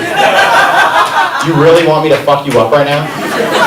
I love you, I'm just kidding, but turn that shit off. This is going 1 Mississippi, 2 Mississippi, 3 Mississippi. I had to pay $275 just to talk to you, dude. You paid $5! Get the fuck out! I'm just kidding. I love you, and you look like a mom's age, and I'm gonna call you mom. I love you, mom. Oh my god. So, put a pin in it. I would drink. I'm just gonna sit down for a little bit, you guys. You guys are fucking me off. Wow. So, I would down this bottle of Nestle chocolate milk. Then, I'm gonna stand back up. I would be too scared to leave my room to use the bathroom, so I would pee into the bottle of Nestle chocolate milk, so I wouldn't have to go outside my room because I thought Trixie was trying to play tricks with me. In the morning before I went to school, I would take that bottle, I'd dump it into the toilet, and then I would stash it underneath the kitchen sink, or pop, I'm pissing into the sink, into the bathroom sink, until the next night. Now, my dad gave me probably the best piece of Christian advice, is that he told me, pastors' kids, piss holy water, we have a superpower. I took that, splashed it on Trixie, I beat my demons, you guys! Yeah! It's an underdog story you didn't expect it. That's what we call our journey. But, guys, unlike Joel Osteen, my dad's name is also Joel, but I got the Wish.com version of him. You were rich like Joel Osteen. Dad, I love you. I'm glad I got you. I don't want the mansions. Oh, heaven forbid. I had to run between 26 rooms from Trixie. Heaven forbid I had to take our private jet to fly away from our demons. No. We grew up poor. We were pretty dog shit poor. We ended up becoming homeless in high school. So, just like any God-fearing Christian young man would do at the age of 16, 17 years old, I had to then start developing my own income. So I turned to, Gresham friends, what did I used to do? There it is, baby, and that's why I dress like this, because I love attention and I'm addicted to uppers.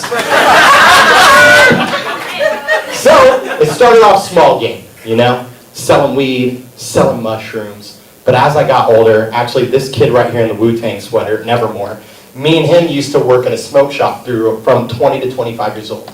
And it was in this epicenter, this cornucopia of drugs and addiction that I found out people wanted more.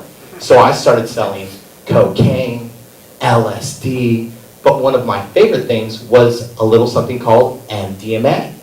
Anyone familiar? Yeah, there's a couple drug addicts, whatever. You're not gonna, everyone else isn't gonna like the rest of this, so. We would sell Molly in our early 20s, and one of the first times I ended up trying it was with my best friends, Faisal, Ghazi Faisal. Yes, I love you, Saudi Arabia. You're the best. Mashallah, Habibi, all right? We had a great moment on Sunday. Now we get to revisit it. You're my best friend here, okay? So, at this smoke shop, Faisal was Saudi Arabian. And we decided for my 22nd birthday to go to a music festival called Paradiso. Paradiso is an electronic music festival. Everyone looks hot, not me. I was like this same size, but way shorter, so I was just ball rolling around, just looking like a highlighter. We ended up deciding to go on this trip. Oh God, it was like 5 hours, 7 hours before it started, but it's a 5-hour drive out there. So we did what any 22-year-old college-age kid would do. We just took 30 milligrams of Adderall, drove through the night from 12 a.m. to 5 a.m. to get to this festival that started at 9. And then we get there. I had never tried Molly before. Faisal has never tried Molly before. So we wanted to make sure that we were all geared up and ready to go. Check for your cell phones, check for your keys, check for your wallet, there you go, butt plug, whatever you want to call it, whatever you guys identify with. That was an ad-lib moment. And then we took our Molly, we started going up into the festival. So we have to go through security, everything's taking a little while, the effects are starting to kick in. Has anyone here ever done Molly before? You guys familiar with the feeling? Yeah, Brad, you privileged son of a bitch, dude. That's what I want to do. So, for anyone that hasn't tried Molly, just to give you an idea, it's like a full body sweat and orgasm at the same time. But unlike all of Brad's exes, you don't have to fake it. It feels good. We're still going, baby! The birds don't stop!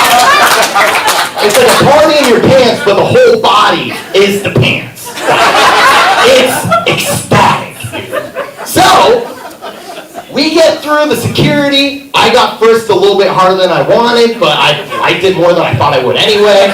Thanks, Molly, and thanks, Carl. And then we go inside, and we're like, all right, let's drain all the pipes, let's use the bathroom real fast. Faisal, being an absolute gentleman, opened up my porta potty for me as I waltzed my way inside, excited to dance my ass off for the next 72 hours. And I go to pull down my pants to use the bathroom, and then all of a sudden, my dick was absolutely gone, you guys. Like Carmen Sandiego. Now here's the thing that no one told me about drugs and alcohol, and I'm gonna give you a PSA today.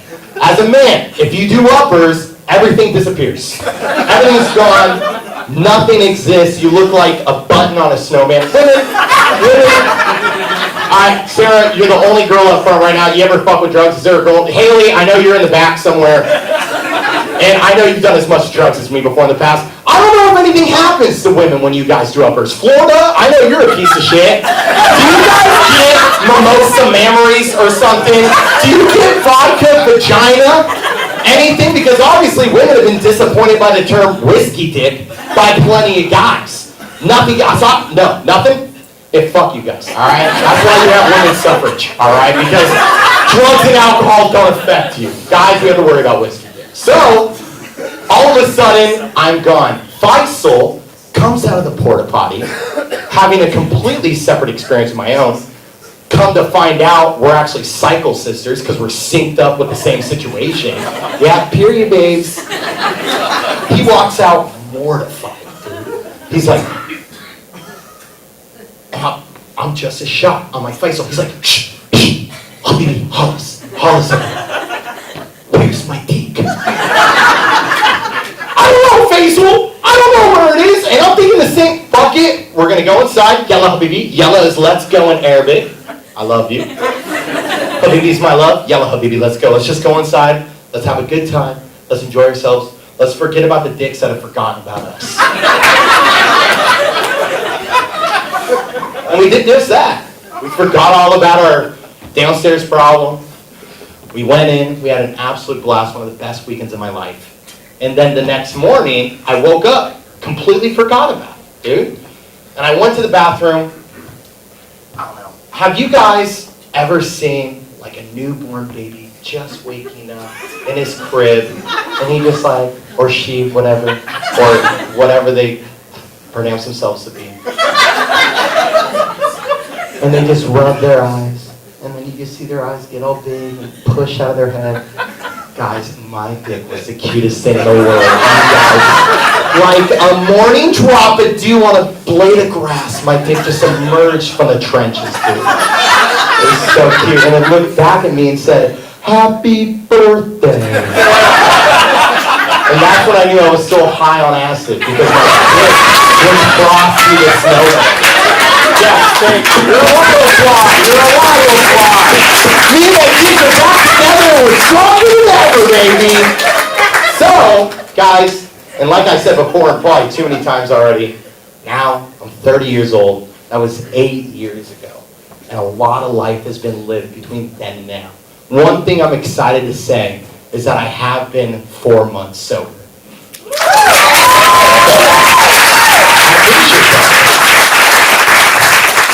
Now I'm gonna waste your applause because I am California sober. Ashley knows all about that shit. I still smoke, I still drink, I love mushrooms.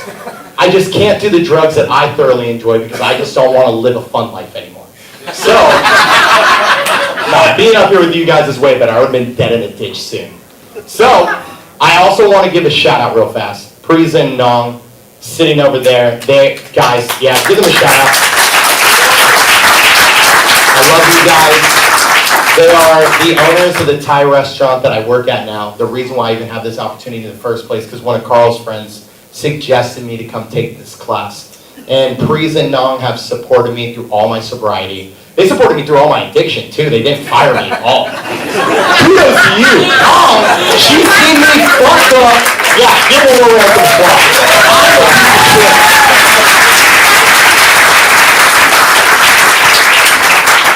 Nong has seen me so hungover and still fucked up so many times the morning I'm supposed to work and just says, go home. Just go the fuck home. In Thai, she says, yeah, man, which means you fuck. But they've supported me through my addiction and through my sobriety, and I love you guys for that. But I would say, I know, aw, fucking cute, dude, wow. No more cocaine, that's so sick. Aw.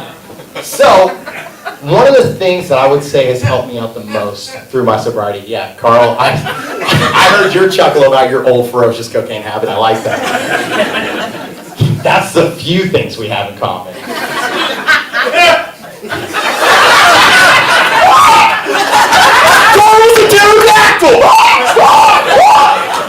But I would say one of the things that has really helped me out the most on my journey through sobriety, because obviously, Dad, I'm sorry, the preaching, it didn't help, you know?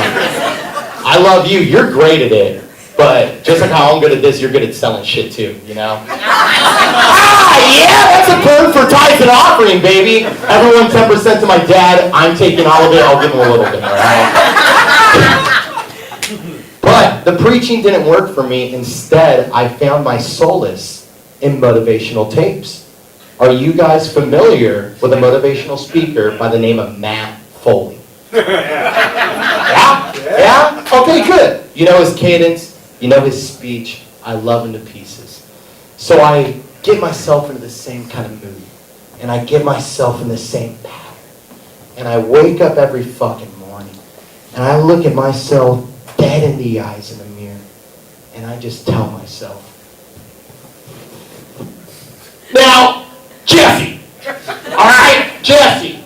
Now, if you're going to be running around trying to have ectoplasmic sex with a demon in your childhood house, okay? Okay? Or if you're doing so many drugs that your dick falls off of you like a pine cone in the middle of the woods, okay? Do you have any crippling addictions? Or if you're just such a good guy that you don't have a single addiction and you need to loosen up a little bit, then this is what I'm saying right now. You gotta cut it out and you gotta quit, or you're gonna end up in a van down by the river. You guys are just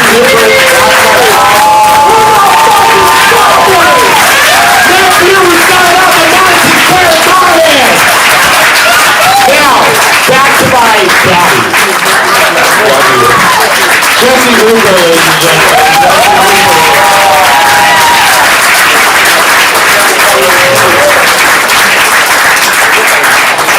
Wow.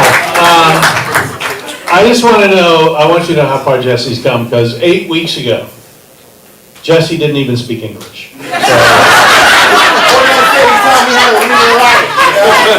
It was like a small dick and that was it. It was just nothing.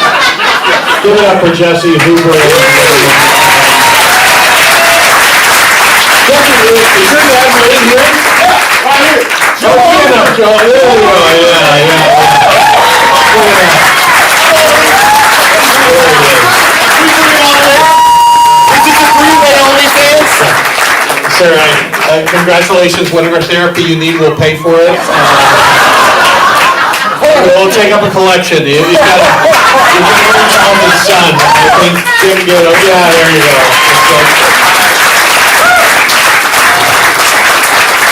Such a shy wallflower when he started, until you came out of your shell. I would like all the performers to come up on stage one by one. Please help. Brad, come on up. Dega, come on up. Brad, Dega first. Katya, come on up, please. Ashley Brewer is going to work after Ashley. Brad, our token privilege son, Brad. Michael, come on up. Kevin, come on up. Jesse Hooper, ladies and gentlemen, come on up.